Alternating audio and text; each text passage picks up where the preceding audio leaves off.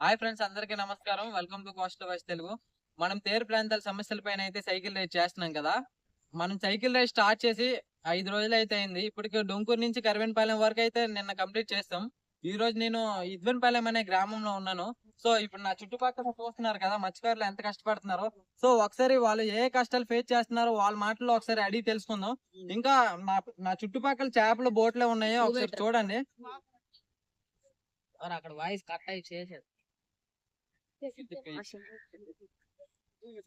So చూసారు కదా, ఒకసారి వాళ్ళ మాటల్లో అడిగి తెలుసుకుందాం. అందరికీ నమస్కారం. శ్రీకాకుళం జిల్లా కౌటి మండలం బరువింక పంచాయతీ ఇద్వెనపాలెం గ్రామం.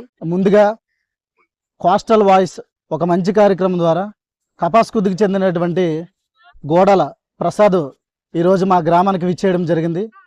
మా ఇద్వెనపాలెం గ్రామంకి వచ్చి ఉదయం రావడం జరిగింది. ఇప్పటి వరకు ప్రతి వీధి అలానే సముద్రం ప్రాంతంలో ఉన్నటువంటి ప్రాంతాన్ని మొత్తం కూడా తిరగడం జరిగింది. ఒక్కొక్కరికి సమస్యలు అడుగుతుండడం జరిగింది. అయితే మా నుంచి ప్రధానంగా ఉన్నటువంటి సమస్య ఏంటంటే, అక్కడ మీరు వచ్చేటప్పుడు చూసుంటారు ప్రసాద్ గారు, మనకు బ్రిడ్జి ఉంది.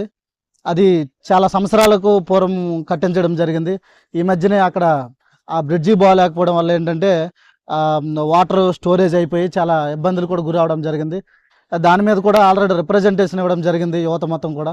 దాంతోపాటుగా ఏంటంటే అక్కడి నుంచి ఇది మొత్తం కూడా మీరు చూస్తుంటారు, ఇది మొత్తం కూడా అసలు పూర్తిగా గోడ లేనటువంటి పరిస్థితిలో ఉంది. అక్కడ సగము ఉంది, అలానే అది మొత్తం కూడా ముందు వచ్చినటువంటి తుఫాన్లకి పూర్తిగా కొట్టుకుపోవడం జరిగింది. సుమారు 50 ఇళ్ళు పూర్తిగా దెబ్బతిని వాళ్ళు తుఫాన్లు వచ్చేటప్పుడైతే వాళ్ళు కటికి చీకట్లో ఇబ్బందులు గురవుతూ వాళ్ళు ఉండడం జరుగుతుంది. మా గ్రామస్తులందరూ కూడా, ముఖ్యంగా అందరూ కూడా మత్స్యకారులే 99%. ఇంచుమించు మా గ్రామంలో ఒక 61కి పైగా పెద్ద బోట్లు అలానే చిన్న బోట్లు కలిపి మా ఊర్లో ఉన్నాయి. అయితే ప్రధానంగా మనం తీసుకున్నట్లయితే ఈ గోడ సమస్యతో పాటు మినీ జెట్టి ఒకటి మా గ్రామానికి కావాలని చెప్పి గతంలో చాలా సంవత్సరాల నుంచి దానికోసం చెప్పడం జరిగింది. మీరు ఇక్కడ చూస్తున్నారు, ఎన్నో సంవత్సరాలుగా మా గ్రామంలో ఉన్నటువంటి మత్స్యకారులు అందరూ కూడా చాలా ఇబ్బందులు గురయ్యి కష్టపడి ఎప్పుడు రాత్రప్పుడు ఏ టైంకి వెళ్తారో తెలియదు, మళ్ళీ ఎప్పుడు వస్తారో తెలియదు, కెరటాలకి ఇబ్బంది అయిపోయి ఈ మధ్యన కూడా ఒక 2-3 సార్లు మా గ్రామంలో సముద్రంలోకి వేటకెళ్ళి చాలా ఇబ్బందులకి గురవడం జరిగింది. ప్రభుత్వం చెప్పినటువంటి ప్రకారం మేమేంటంటే ఆ పీరియడ్ ఏదైతే ఉందో ఆ చేపలు పెరిగేటటువంటి టైంలో ప్రభుత్వానికి తగ్గట్టు మా గ్రామస్తులందరం కూడా మా గ్రామంతో పాటు మత్స్యకారులందరం కూడా వేటకు వెళ్లకుండా ఉండడం జరుగుతుంది.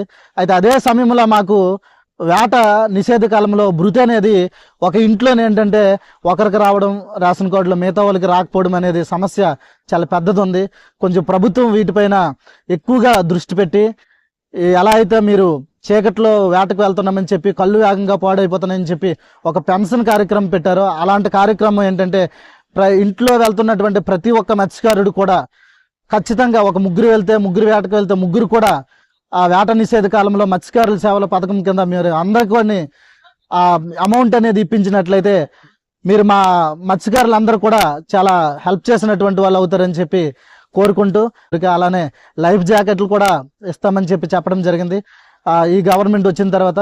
సో ఎంత త్వరగా వీలైతే అంత త్వరగా మా మత్స్యకారులకు ఇచ్చినట్లయితే అత్యవసరమైనటువంటి సమయాల్లో, అలానే తుఫాన్లు ఇటువంటి వాటి వచ్చేటటువంటి సమయాల్లో మత్స్యకారులు ఎవరు కూడా సముద్రంలోకి వెళ్ళి చనిపోకుండా ఉండేటటువంటి పరిస్థితి ఉంటుంది. ఎందుకంటే ఫర్ ఎగ్జాంపుల్ మా చిన్నాన్నే వారధి ముకుందరావు 2016-18 ఆ టైంలో చనిపోవడం జరిగింది. అతనితో పాటు అంతకు ముందు ఒక ముగ్గురు మా గ్రామం నుంచి చనిపోవడం జరిగింది.